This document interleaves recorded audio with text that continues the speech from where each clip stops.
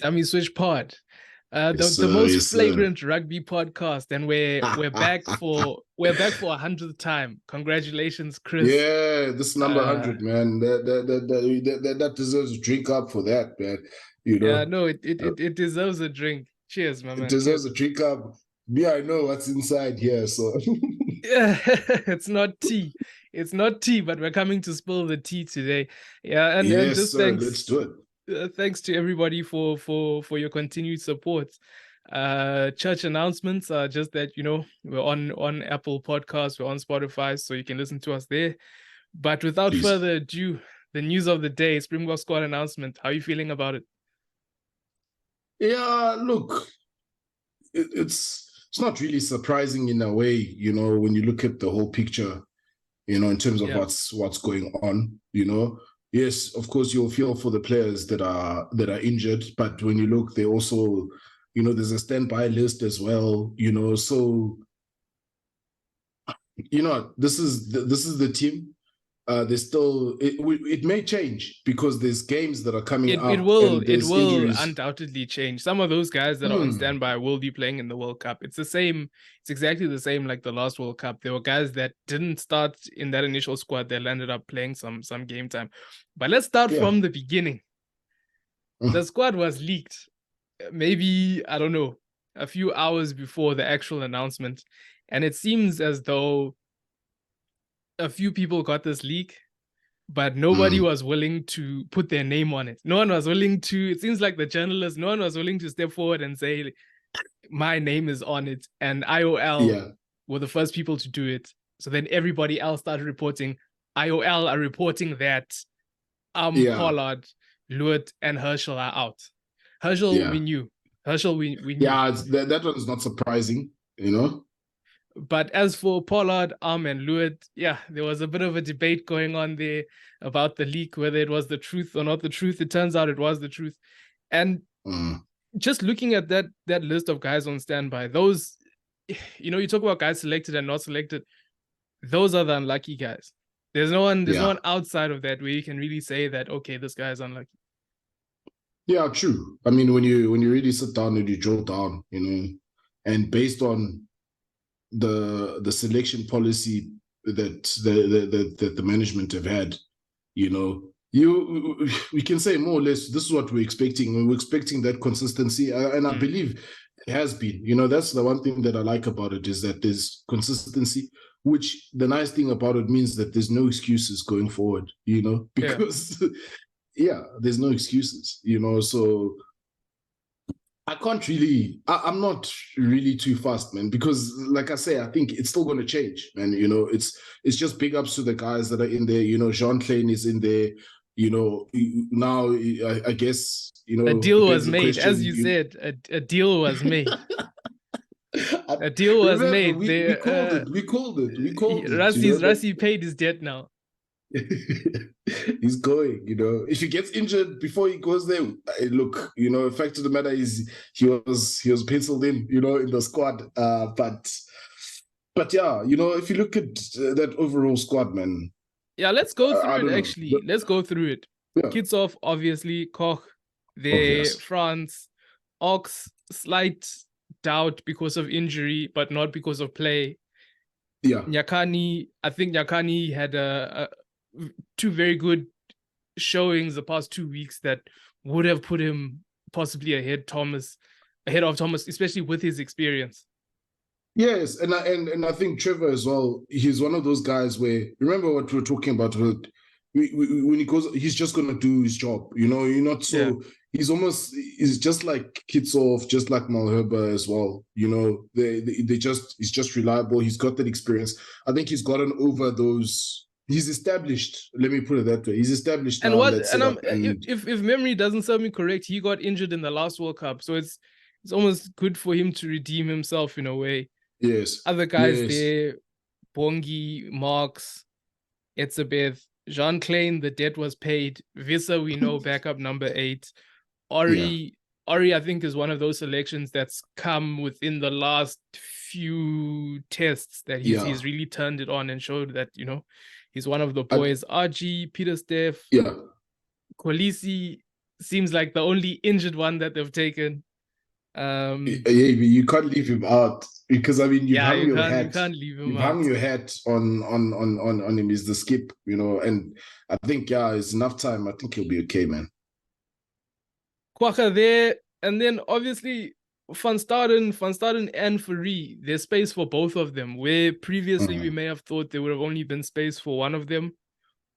They've decided to only take two hookers. I am a bit. I'd say that's one of the things I wouldn't have predicted. I would have thought that they would have taken Dreba, but if you look at the last game against Argentina, I can see why they took Fourie, because Fourie he was working in that game. And he did in that last game, but I think we'll talk about it later. But it's that role that we envisaged him playing, and he did, in terms of stopping things. So yeah. Then 440, who also got Franco Mostert, who also got a bit of flack on the weekend, but like these guys, they stick with their guys. So there's not too many surprises there, especially in the forwards. There really isn't, and I think, look, there is room. There's the standby guys are there. I think there is room where, if a guy is, definitely not really performing, or, I think they can make that swap. And I think within this tournament, a tight call can be made if need be, I don't know. But yes, as much as most of us is copying flack, look, he's been a stalwart, his work rate is there, he gives it all for the jersey and all of that. It's just my only question is that, within test matches, within the games, where you need the go forward, he doesn't always give you that. He doesn't give you that, yes. But you know what he does give you is the pattern of play that they want to go with. He's good running that pattern, playing the hands, doing the right thing. You put him in 9 out of 10 times, he's going to do the right thing. If it's an outlet pass to the back line, he's going to do it. If he has to take it forward, he's going to take it forward. If he's in the right place, he's where he's supposed to be. Yeah. And that comes with years of being in the squad. But I mean, we'll talk about that game further on. Moving to the backs, this is, I'd say, besides the hookers, this is another one where you would have thought they took 3 hookers. Now they've taken, 4 scrum halves. 4 scrum halves where you would have thought they would have taken 3. Yeah, we were talking they would have taken 3. They almost didn't make a decision, and they took everybody. I like that. They didn't make, because they really didn't make a decision, Yeah. They really didn't. When you really, really think about it. They didn't want to break their little hearts, man. They didn't want to break the little guys' little hearts. It's Faf, Hendricks, it speaks to Hendricks' game that he hasn't played, and they're still taking him. Reinach, as you say, we'll speak about it, but he really fought for this thing, the last game. Fought. Yeah, he really fought. Grant Williams, obviously that impact. Libok, looking like our starting 10 now. Willemse, obviously. Andre Esterhazen, he's one of the guys that space was made with exclusion. You would have thought that it's Moody or Esterhazen. Yeah. Jesse Creel, obviously there. Tialendi, obviously there. Aronso, I think we knew. Colby, Falila Roo, Mapimpi, who a lot of people thought Moody and Mapimpi were going for a place.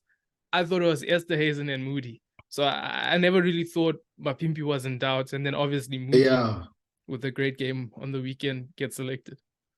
But I mean, when you look at it, you can understand, and especially if you look at this past game, if we're talking about Mapimpi and Moody, there's 2 things that we must point out is that we played a different pair of wingers against the Argentina in the home game, and the aspects of that aerial game where we were coming off second best, and they're taking nothing away from Cheslin and Kirtley, but then when you saw the difference when you had almost a bit taller guys, especially on Moody's wing, but even that physicality that Mapimpi brings as well. Remember, we mentioned it, that it's different qualities, different kind of athletes, and there will be those games where you are going to need those type of athletes, and you're not going to put out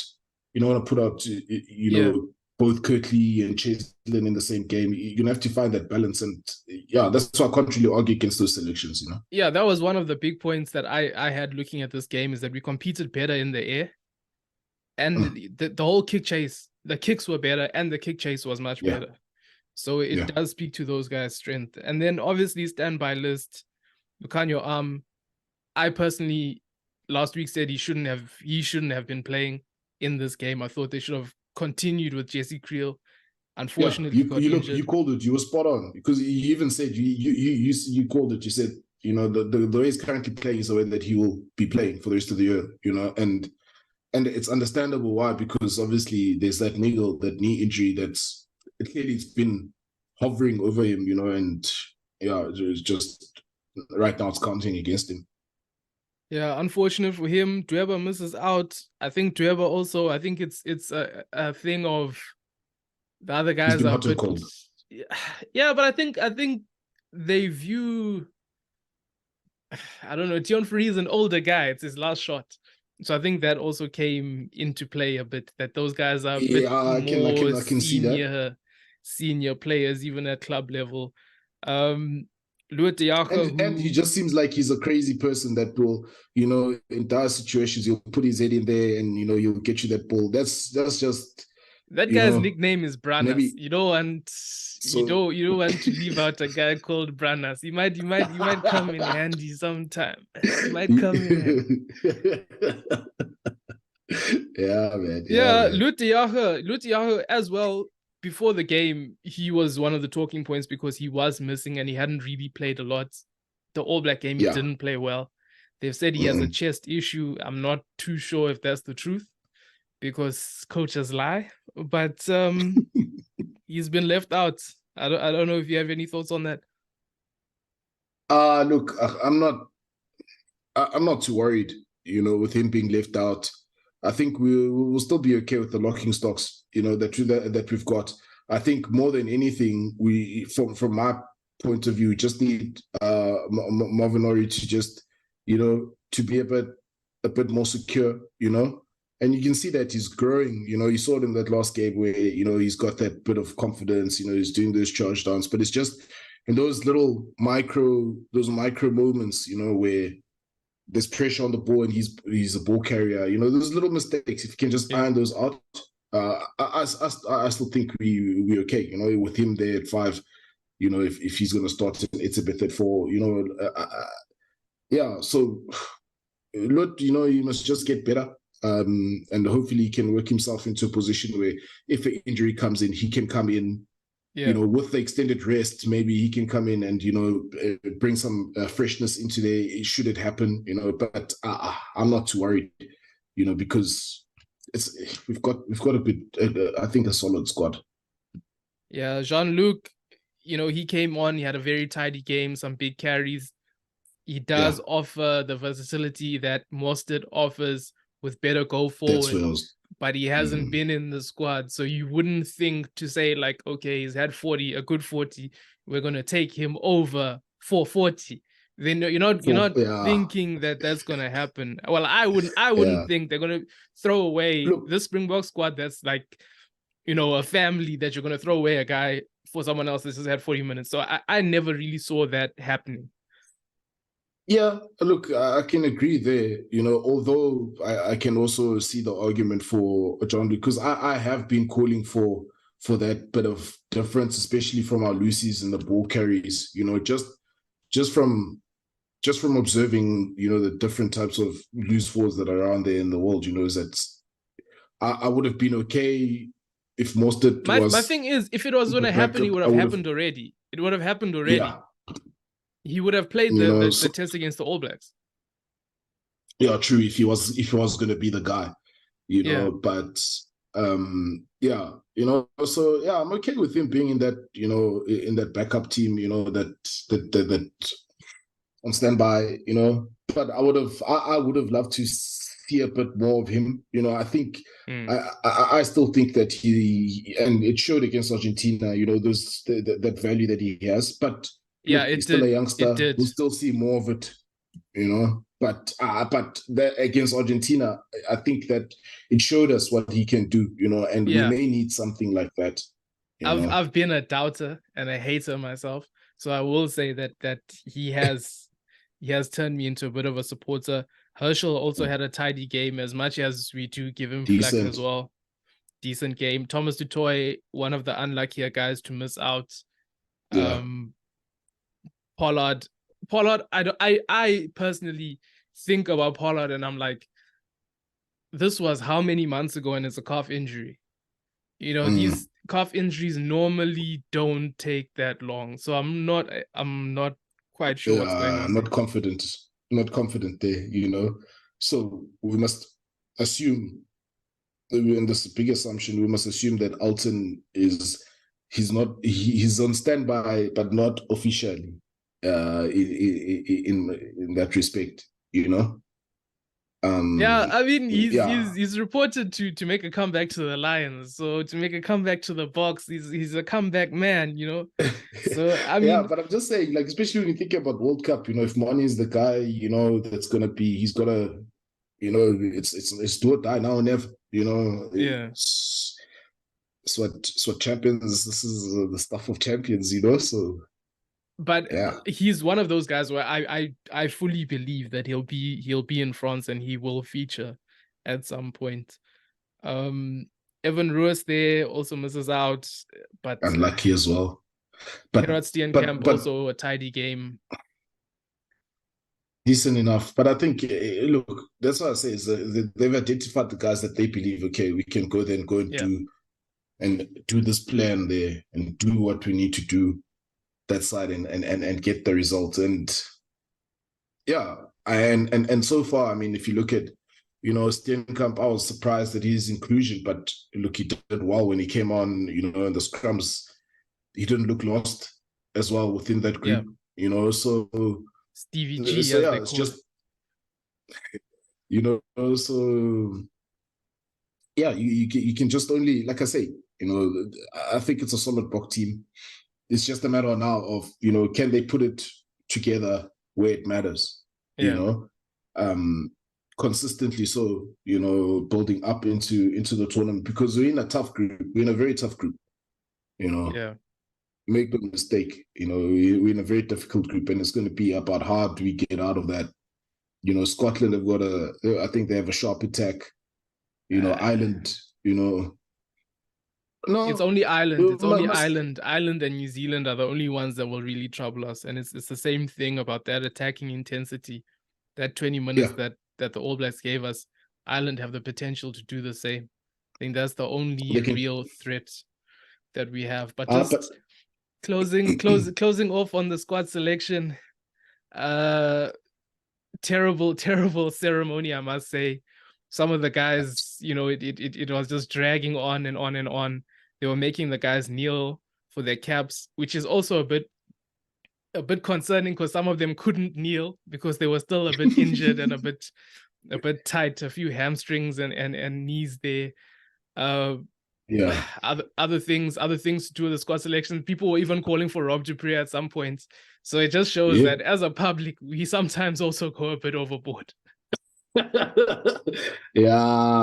Hey, look, I missed the whole show, but sounds like it was eventful, No, rather you missed it. Rob Dupree 2 hours before, they think he's gonna get a call and make his way to SA. But if we're talking about the game, big news before the game was no Lewitt. It turned out what it turned out to be. And immediately from the start, it was just evident about Reinach and Moody trying to make that squad. And besides that, without like looking at the individual players at the first, I think what we also saw is that the Springboks are willing to try variations on attack, because those little dinks, that they were trying, you could see that the guys were open to trying things, especially on attack. And I think, and that's why I still say that for me, this is a solid team. It's just a matter of them putting it together on the field with the right people.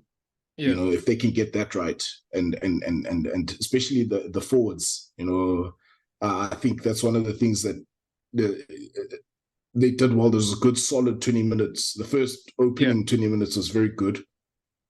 Just that conversion rate that we weren't able to convert, Yeah, they but were held up twice, first 30.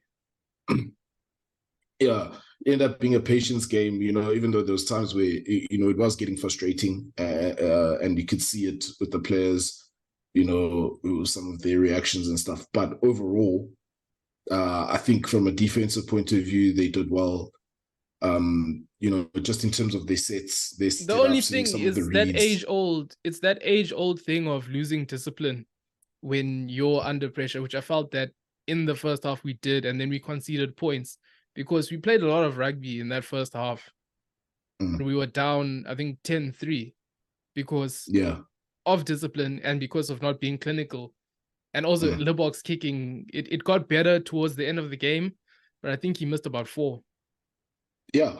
But look, here's what I'm gonna say about like from that game.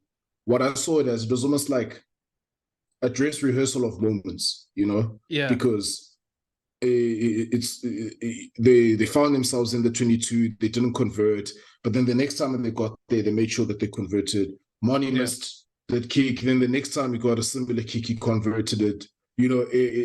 For me, it was, I saw a lot of that where they just kept on believing in the process, trusting the process, and delivering in those moments. And at the end of the day, that's what I think pulled us through, because if they weren't in the right headspace, if Mani wasn't a Mani, then he was going to miss, and the Argentinian crowd get louder and louder, and it's a different ball game. But we didn't allow that, and I think that's that for me was the big takeaway from that game, is that they were able to really subdue, the Argentinians and their supporters as well, Yeah, the kicking game and the chase helped with that. That helped with that. The access, the access of Libbok and Willemse as well. I think we can see that Willemse needs to stay at 15. He's better, and he comes into the game a lot better that way. Yes. And we called for Mani to, we were happy backing him, to say, we want to see him more commanding, comfortable enough, moving guys around. And we saw more of that. And they looked more organized compared to the previous week, where it almost looked like he wasn't really as vocal, and he wasn't really like marshalling the troops as confidently as he was on Saturday. I think those are big. No, in terms of pattern play, if you're the coach, you've got to be extremely, extremely, extremely happy, especially from the standpoint of, especially like after halftime. It's 2 set plays. It's basically it was one from Mapimpi's try, and then Kanan Moody's try when he kicked. Those are all it's all set plays. The first one from Mapimpi's try, you've got to be even more ecstatic about it if you're a coach, because it came 41 minutes after you give them a talking to. They fixed things immediately. And what they did then was the pattern that the forwards were playing, they were just freeing up space, moving the Argentine defenders, move them this way. Jesse Creel gets away the ball. Nice try. And that's what we are looking for from him. And that's to add to attack.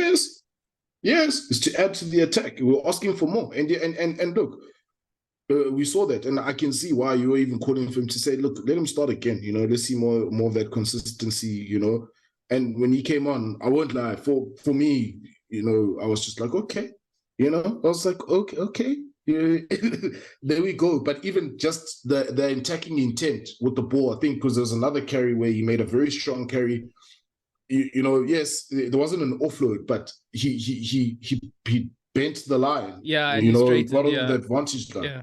Straight in the line, the ball came back. There was that continuity. So, look, it was good to see, and that's what I say. It's just we keep on backing these guys, because we want to see more, because we believe that they can give us more, and we're seeing that. Well, not consistently, but it is there. Forwards really gave them a good platform, and I must commend them there. Esther Hazen, for me personally, I wasn't a believer, especially not as a Sharks. I'm not a Sharks supporter, so I wasn't backing the boy, but defense stood out for me, especially. He cut them off a lot of the time, and puts in the offensive defense, the big hits. Yeah. So I think that was a part of his play that I saw. And then obviously from the set piece, the hands of a surgeon to get it through the back, to Moody. Yeah, but also just, setting a target, when a target needs to be set. He was able to do that as well.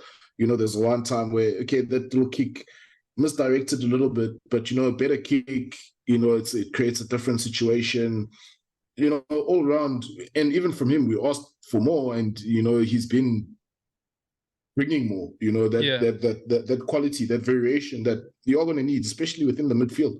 If you are going to challenge, you can't just be, a stock standard midfielder. And you come up against the best, they'll destroy you. But I think overall, I'm positive. I'm optimistic about the performance from the weekend. And like you said, that's why I don't want to call prediction. Say 1 point, they do 12. I thought the way that the first half went, I thought that's the way the whole game was going to go. And I thought the Springboks were going to lose this game. Obviously, I did say I thought they're going to lose, but I'm going to go for a Bok win because the boy is a patriot. Yeah. But I thought they were going to lose. Moody, I must say though, he advanced play every single time. Yeah, and I haven't seen a performance like that where it's like in attack, he advances play. Yeah. In defense, he advances play. Making interceptions, putting in hits that put guys behind the game line. Every single time he advanced play. There's times where I think he went into touch maybe once or twice, but there's other times where he was even going into touch, leave the ball behind so they can recycle. It was great game from him. And that's why you can't really leave him out because of that difference that he brings. He's just he's a different kind of athlete. You can see that he's constantly thinking, and he's the way that he's able to beat his man. It's ridiculous. I mean, that first play. I mean, it's three guys that he gave them the don't argues, and this is a 20-year-old. This is a 20-year-old, my man, 20-year-old winger that's doing this. So you can understand why he's there. And I think we do need. It shows why we need him in the team, because of that point of difference, that aerial ability that he has as well. And just that never say die, that consistent work rate, that chase, he just keeps on going, and what more can you ask for, especially from your winger, so yeah. But overall, I mean, you even mentioned Reinach as well. Look, he was, no. If there ever was, now you're playing for your life, it was this game for him, where you could really see that, okay, this is why he became a Springbok in the first place. There was just that intensity that he was looking for, and he was always looking to connect, with the attacking threats. That's what I enjoyed the most about him, and also Moody as well. Yeah. Any closing remarks, Chris? Look, I just say we just keep on backing the boys. There's warm-up games that are coming. We'll see. I think the warm-up games will give us some more indications of what's going on. But look, we keep on backing the boys. You can't be too upset. Really can't be too upset. Yeah, I think that's the main takeaway. It's more disappointment that the guys are injured than disappointment at the squad selection. So I would say that.